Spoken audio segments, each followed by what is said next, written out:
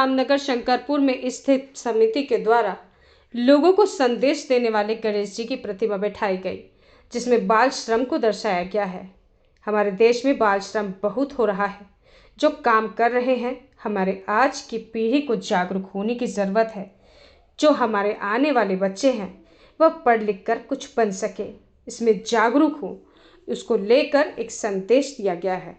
समिति को द्वारा इस नई सोच को सामने लाने और मूर्तिकार के द्वारा अपनी कला को, अपनी भावनाओं को मूर्ति में उकेरने का काम किया है। ये सिर्फ एक मूर्ति ही नहीं, अपितु एक बहुत बड़ा संदेश भी है। अच्छा जी, यहाँ भगवान गणेश प्रतिमा रखे हैं आपने और अनोखा संदेश भी दे रहे हैं, क्या है?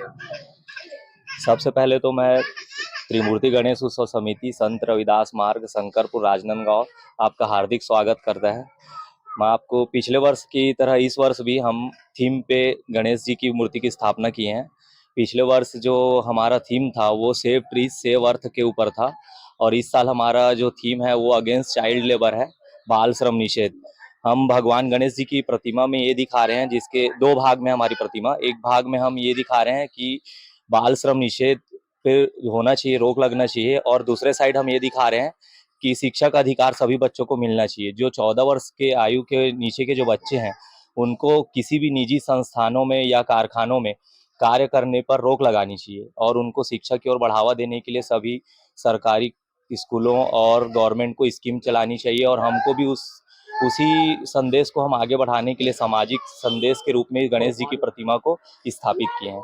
हम हर साल हम एक थीम देते हैं, समाज को एक संदेश देना चाहते हैं कि आस्था के साथ साथ लोगों में ये जागरूकता फैले कि समाज की प्रति हमारा क्या कर्तव्य है, और एक माता पिता का भी अपने बच्चों के प्रति क्या कर्तव्य है।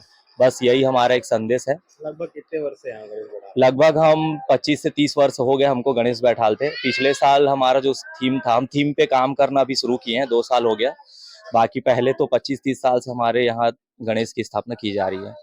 शुभ नाम बता देंगे? मेरा नाम रवि जग्न है, मैं त्रिमूर्ति गणेश उत्सव समिति राजनांदगांव अध्यक्ष।